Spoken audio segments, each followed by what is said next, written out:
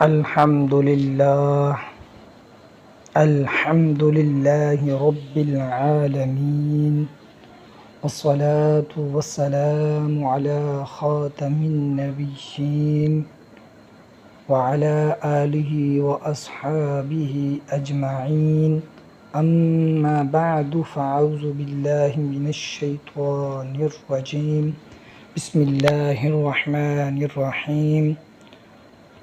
فرمان آخری نبی رسول ہاشمی صلی اللہ علیہ وسلم، جو بندہ محبت اور شوق کے ساتھ 3 مرتبہ دن میں اور 3 مرتبہ رات کو مجھ پر درود پاک پڑھے، اللہ پاک پر حق ہے کہ اس کے اس دن اور اس رات کے گناہ معاف فرما دے۔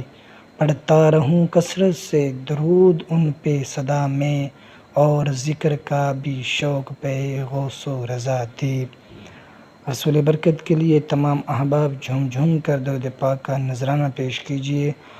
الصلاۃ والسلام علیک یا رسول اللہ وعلی آلک وصحبک یا حبیب اللہ، الصلاۃ والسلام علیک یا نبی اللہ وعلی آلک وصحبک یا نور اللہ۔ فی قلوبہم مرض فزادہم اللہ مرضا ولہم عذاب علیم بما كانوا یکذبون۔ صدق اللہ العظیم وصدق رسولہ النبی الکریم، ونحن علی ذلک لمن الشاہدین والشاکرین، والحمد للہ رب العالمین۔ برادران اسلام، ہم نے پارہ 1 سورہ بقرہ کی آیت نمبر 10 سننے کی سعادت حاصل کی۔ اس مقام پر سورہ بقرہ کی یہ 13 آیات ہیں جن میں منافقوں کے برے اعمال اور عیب بتائے گئے ہیں، تاکہ مسلمان ان کو پہچاننے اور ان سے اور ان کے برے کردار سے ہمیشہ بچتے رہیں۔ اس سے پیچھے کی 2 آیات 8 اور 9 میں یہ بتایا گیا کہ منافق زبان سے تو کلمہ پڑھتے ہیں مگر دل سے ایمان قبول نہیں کرتے۔ یہ ایسے بدبخت ہیں جو اللہ پاک کو، اس کے پیارے محبوب صلی اللہ علیہ وسلم کو اور اہل ایمان کو دھوکہ دینے کی کوشش میں ہیں، مگر نہیں جانتے کہ اللہ رسول کو تو دھوکہ دیا ہی نہیں جا سکتا۔ حقیقت یہ ہے کہ یہ بد انجام خود فریبی یعنی خود اپنے آپ ہی کو دھوکہ دینے میں مصروف ہیں۔ آج جو آیت کریمہ ہم سننے کی سعادت کی، ان میں منافقوں کے 2 عیب، 2 سزاؤں کا بیان۔ اللہ پاک نے ارشاد فرمایا فی قلوبہم، ان کے دلوں میں بیماری ہے۔ یہ منافقوں کا پہلا عیب ہے۔ ان کے ہاتھ، پیر، آنکھیں اگرچہ ٹھیک ٹھاک ہیں، ظاہری جسم میں اگرچہ کوئی عیب نہ ہو، البتہ ان کے دل میں بیماری ہے، حسد کی بیماری ہے، بغض و کینہ کی بیماری ہے، شک کی بیماری ہے، محبت دنیا کی بیماری۔ ان باطنی بیماریوں نے ان کے دل مردہ کر ڈالے، اور یہی وہ مرض ہے جو سب سے خطرناک اور سب سے زیادہ نقصان دہ ہے۔ کسی شاعر نے کیا خوب کہا ہے، زندگی زندہ دلی کا نام ہے، مردہ دل کیا خاک جیا کرتے ہیں۔ انسان کی ساری انسانیت، کسی بھی شخصیت کا سارا حسن اس کے دل کی پاکیزگی پر ہے۔ اگر دل بیمار ہے، دل میں حسد، بغض، کینہ وغیرہ کے سانپ پالے ہوئے ہیں، تو ایسا شخص نہایت نقصان میں ہے۔ منافقوں کے اس عیب کی سزا انہیں یہ دی گئی کہ فزادہم اللہ مرضا، تو اللہ نے ان کی بیماری اور بڑھائی۔ یہ ان کی دنیاوی سزا ہے۔ مریض کا کام ہوتا ہے کہ خود کو مریض مانے، طبیب کے پاس باادب حاضر ہو، طبیب جو علاج بتائے اس پر عمل کرے، مگر یہ منافق انتہائی بدبخت ہیں۔ ان کے دل بیمار ہیں، مگر یہ اپنے دل کا علاج کرنے کے بجائے الٹی راہ چلتے ہیں۔ اللہ پاک کے پیارے محبوب صلی اللہ علیہ وسلم جو دلوں کی طبیب ہیں، انہی سے بغض رکھتے ہیں، انہی سے حسد کرتے ہیں، ان کی بات نہیں مانتے، الٹا انہیں دھوکہ دینے کی کوشش میں لگے رہتے ہیں۔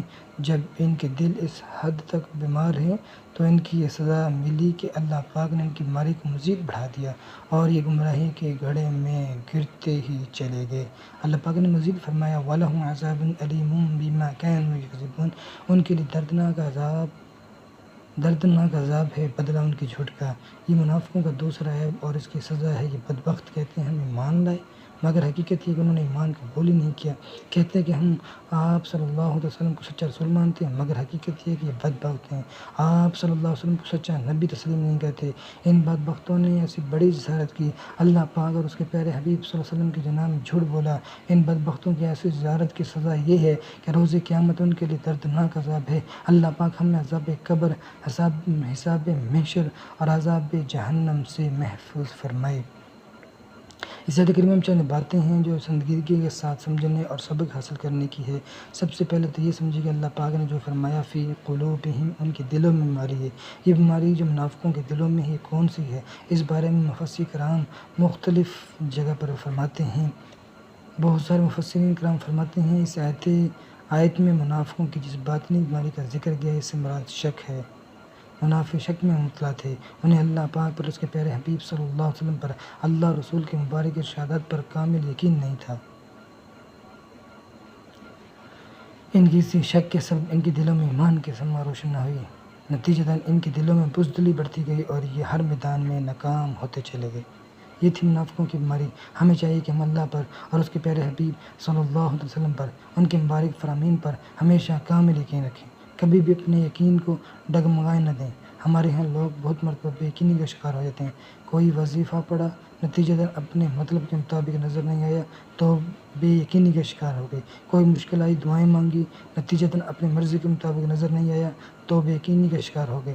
بلکہ حد تو یہ ہمارے ہاں لوگ نماز کے وقت 10 سے 15 منٹ کے لیے دکان بند کرنا گوارا نہیں کرتے۔ دل میں کھٹکا ہوتا ہے کہ دکان بند ہو گئی تو رزق کہاں سے آئے گا؟ الامان والحفیظ، رزق دکان سے نہیں آتا، رزق اللہ پاک عطا فرماتا ہے۔ بہرحال یہ بے یقینی کی کیفیت کہیں نہ کہیں ہمارے معاشرے میں موجود ہوتی ہیں، ان سے جان چھڑانی چاہیے۔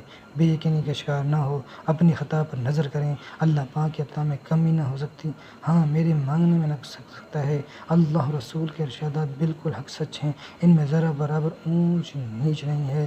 ہاں میں نے وظیفہ پڑھا، نتیجتاً نہیں نکلا، ضرور میرے پڑھنے میں کمی ہو گئی۔ اسی طرح اپنے اندر یقین کو پختہ کریں۔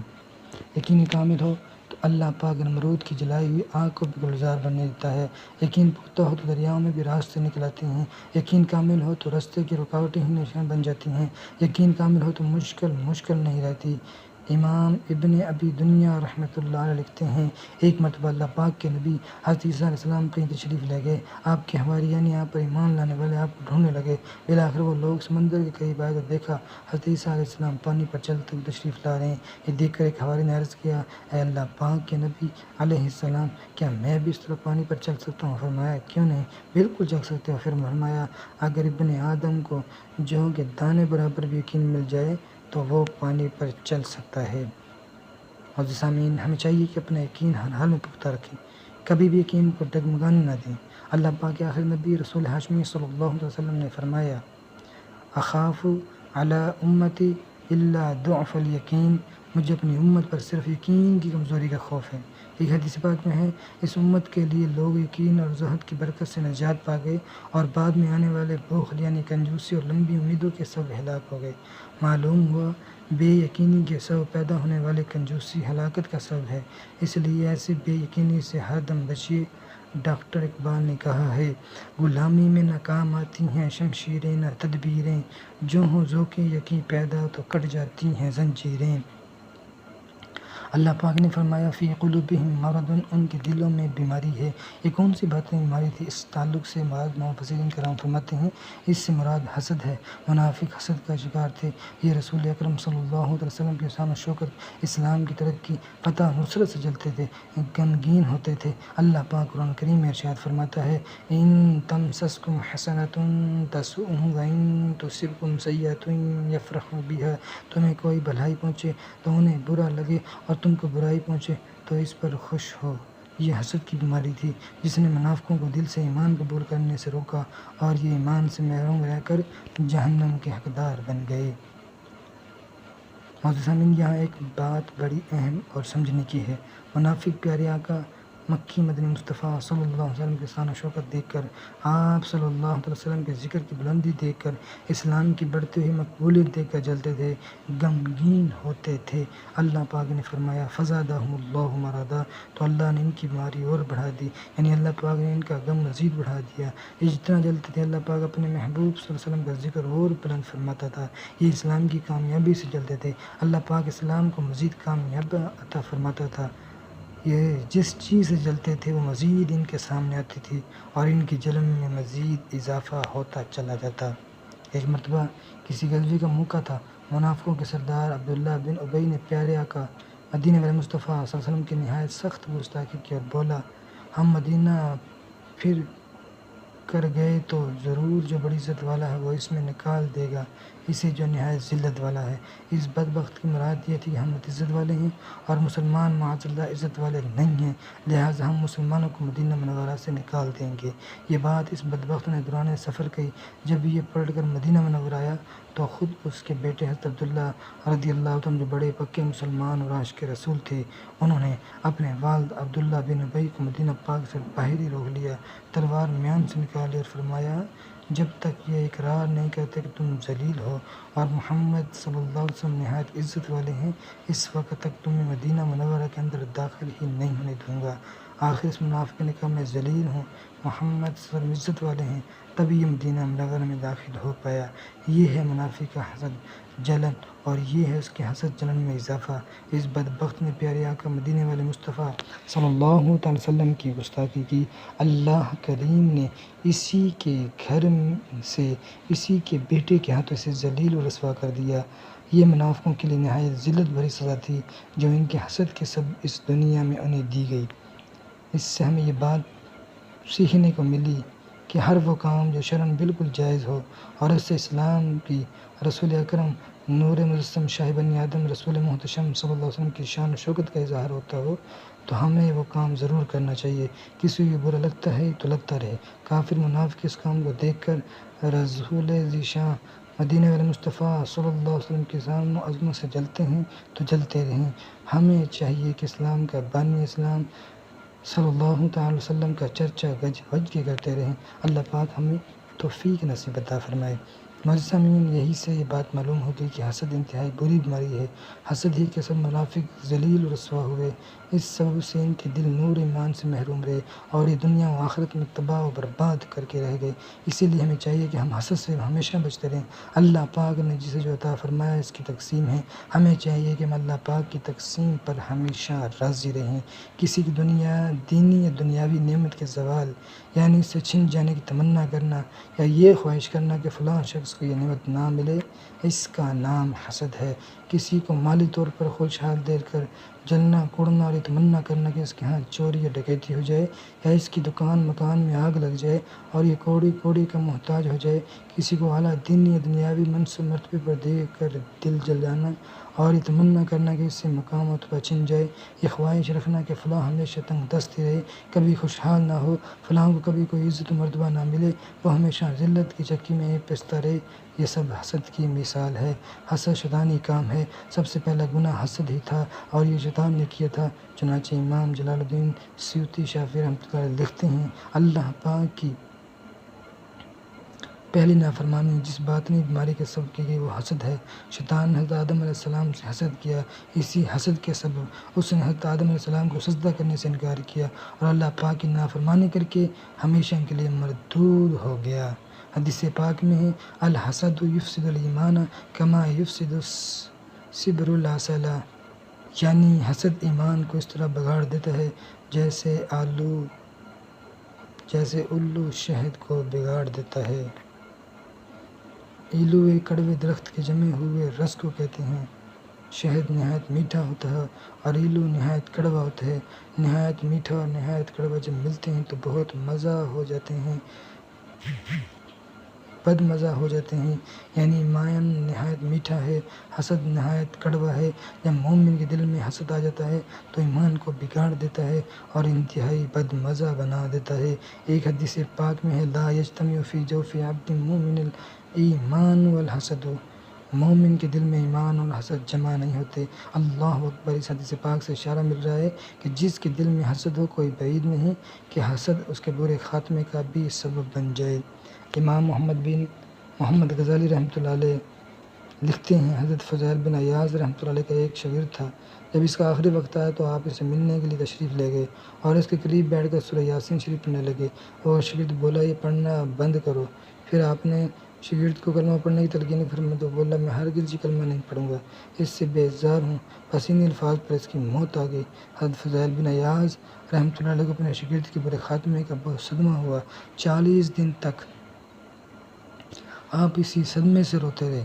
40 دن کے بعد آپ نے ایک دن خواب میں دیکھا کہ فرشتے آپ کے اسی شاگرد کو جہنم کی طرف گھسیٹ رہے ہیں۔ آپ نے اس سے پوچھا، تیرا ایمان کیوں چھن گیا؟ اس نے جواب دیا، میرے اندر 3 عیب تھے، انہی کے سبب میرا یہ انجام ہوا۔ میں چغلی کھایا کرتا تھا، میں اپنے ساتھیوں کے ساتھ حسد کرتا تھا، میں سال میں 1 مرتبہ 1 گلاس شراب پیا کرتا تھا۔ حسد، وعدہ خلافی، جھوٹ، چغلی، غیبت، تہمت، مجھے ان سب گناہوں سے نفرت یا رسول اللہ۔ میرے اخلاق اچھے ہوں، میرے سب کام اچھے ہوں، بنا دو مجھ کو تم پہ بند سنت یا رسول اللہ۔ دیکھا آپ نے حسد کس قدر ہلاکت خیز بیماری ہے۔ یقین مانیے حسد کے صرف نقصان نقصان ہے۔ حسد اللہ رسول کی ناراضگی کا سبب ہے۔ حسد کے سبب ایمان چھن جانے کا خطرہ بہت بڑھ جاتا ہے۔ حسد نیکیوں کو کھا جاتا ہے۔ حسد میں مبتلا ہو کر آدمی مزید بہت سارے گناہ، بغض، کینہ، جھوٹ، چغلی، غیبت، بدگمانی اور قطع رحمی وغیرہ میں مبتلا ہو جاتا ہے۔ حسد کرنے والے کی دعائیں قبول نہیں ہوتی۔ حسد کرنے والا رحمت سے محروم رہ جاتا ہے۔ حسد ذلت رسوائی کا سبب ہے۔ حسد کے سبب عقل میں بگاڑ جاتا ہے، اور ایک انتہائی نقصان یہ کہ حسد کرنے والے کو بلا حساب جہنم میں ڈال دیا جاتا ہے۔ اللہ پاک ہمیں حسد اور دیگر باطنی بیماریوں سے محفوظ رکھے۔ حسد سے بچیں۔ اللہ پاک نے جسے جو عطا فرمایا ہے اس کی تقسیم ہے، اس کی تقسیم پر راضی رہیں۔ انشاءاللہ الکریم بہت ساری پریشانیوں، غموں اور دکھوں سے نجات ملے گی۔ معزز سامعین، منافقوں کا دوسرا عیب، یہ منافقوں کا پہلا عیب ہے کہ فی قلوبہم مرض، ان کے دلوں میں بیماری ہے۔ ان کا دوسرا عیب یہ بتایا گیا کہ بدوقت جھوٹ بولتے ہیں۔ اللہ پاک نے فرمایا، وَلَهُمْ عَذَابٌ أَلِيمٌ بِمَا كَانُوا يَكْذِبُونَ، اور ان کے لیے دردناک عذاب ہے بدلہ ان کے جھوٹ کا۔ اس سے معلوم ہوگا جھوٹ بولنا نہایت سنگین جرم ہے کہ اس کے سبب آخرت میں دردناک عذاب کا سامنا ہو سکتا ہے۔ جھوٹ کا معنی ہے سچ کا اٹھ۔ جھوٹ بولنا منافقوں کا عمل ہے، مگر افسوس آج کل جھوٹ بہت عام ہوتا جا رہا ہے۔ تاجر سودا بیچنے کے لیے جھوٹ بولتے ہیں، جھوٹی قسم کھا جاتے ہیں، اپنے باوا کے شوق میں جھوٹے خواب بنا کر سنائے جاتے ہیں، والدین بچوں کو بہلانے کے لیے جھوٹے بہلاوے دیتے ہیں، اسکول، آفس یا دکان سے چھٹی لینے کے لیے جھوٹے بہانے بھی لگائے جاتے ہیں، کسی کا قرض لوٹانا باقی ہو تو اسے بھی بعض اوقات جھوٹے بہانے لگائے جاتے ہیں، جھوٹ بول کر ٹرکا جایا جاتا ہے، جھوٹے وعدے بھی ہوتے ہیں۔ پھر سوشل میڈیا جھوٹ بولنے اور جھوٹی باتیں پھیلانے کا بہت بڑا ذریعہ ہے۔ جھوٹ ہمارے معاشرے میں پھیلتے جا رہے ہیں، لوگ بات بات پر جان بوجھ کر یہ کبھی بے خیالی میں جھوٹ بولتے رہتے ہیں۔ اچھے خاصے پڑھے لکھے بھی جھوٹ بولتے ہیں۔ اللہ پاک ہمیں اس آفت سے محفوظ فرمائے۔ سورہ حج آیت نمبر 30 میں اللہ پاک فرماتا ہے، وَاجْتَنِبُوا قَوْلَ الزُّورِ، اور بچو جھوٹی بات سے۔ اللہ پاک کے آخری نبی رسول ہاشمی صلی اللہ علیہ وسلم نے فرمایا، سچ بولنا نیکی ہے اور نیکی جنت میں لے جاتی ہے، اور جھوٹ بولنا فسق و فجور ہے، اور فسق و فجور یعنی گناہ دوزخ میں لے جاتا ہے۔ ایک حدیث پاک میں ہے، جھوٹ گناہ کی طرف لے جاتا ہے اور گناہ جہنم کی طرف لے جاتا ہے، اور بے شک بندہ جھوٹ بولتا رہتا ہے یہاں تک کہ اللہ پاک کے نزدیک کذاب یعنی بہت بڑا جھوٹا ہو جاتا ہے۔ اللہ ہمیں جھوٹ سے، غیبت سے بچانا، مولا ہمیں قیدین جہنم کا بنانا۔ اے پیارے خدا، اسب سلطان زماں، جنت کے محلات میں تو ہم کو بسانا۔ ایک مرتبہ اللہ کے پیارے حبیب صلی اللہ علیہ وسلم کی پاک بارگاہ میں سوال ہوا، جہنم میں لے جانے والا عمل کون سا ہے؟ فرمایا، جھوٹ بولنا۔ جب بندہ جھوٹ بولتا ہے تو گناہ کرتا ہے، اور جب گناہ کرتا ہے تو ناشکری کرتا ہے، اور جب ناشکری کرتا ہے تو جہنم میں داخل ہو جاتا ہے۔ غیبوں پر خبردار نبی رسول ہاشمی صلی اللہ علیہ وسلم نے فرمایا، خواب میں ایک شخص میرے پاس آیا اور بولا، چلیں۔ میں اس کے ساتھ چل دیا۔ میں نے 2 آدمی دیکھے، ان میں سے ایک کھڑا اور دوسرا بیٹھا تھا۔ کھڑے ہوئے شخص کے ہاتھ میں زنبور یعنی ہاکی نما لوہے کا ڈنڈا تھا۔ وہ بیٹھے ہوئے شخص کے ایک جبڑے میں ڈال کر اسے گدی تک چیٹ دیتا، پھر زنبور نکال کر دوسرے جبڑے میں ڈال کر چیرتا۔ اتنے میں پہلے والا جبڑا اپنے اصلی حالت پر لوٹ آتا۔ میں نے لانے والے شخص سے پوچھا، یہ کیا ہے؟ اس نے کہا، یہ جھوٹا شخص ہے، اسے قیامت تک قبر میں یہی عذاب دیا جاتا رہے گا۔ ہائے نافرمانیاں، بدکاریاں، بے باکیاں، آہ نامے میں گناہ کی بڑی بھرمار ہے۔ زندگی کی شام ڈھلتی جا رہی ہے، ہائے نفس، گرم روز و شب گناہوں کا ہی بس بازار ہے۔ اللہ پاک ہمیں جھوٹ سے، حسد سے، شک کی بیماری سے، بلکہ منافقوں والے ہر کام، ہر عیب سے نجات عطا فرمائے۔ کاش ہم سچے پکے باکردار با اخلاق مسلمان بننے میں کامیاب ہو جائیں۔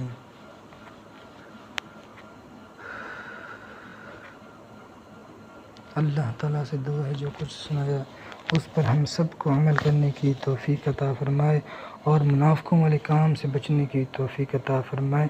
آقا صلی اللہ علیہ وسلم کا سچا پکا عاشق رسول اور ان سے سچی پکی محبت اور ان کے ہر فعل ہر قول پر عمل کرنے کی توفیق عطا فرمائے۔ آمین بجاہ نبی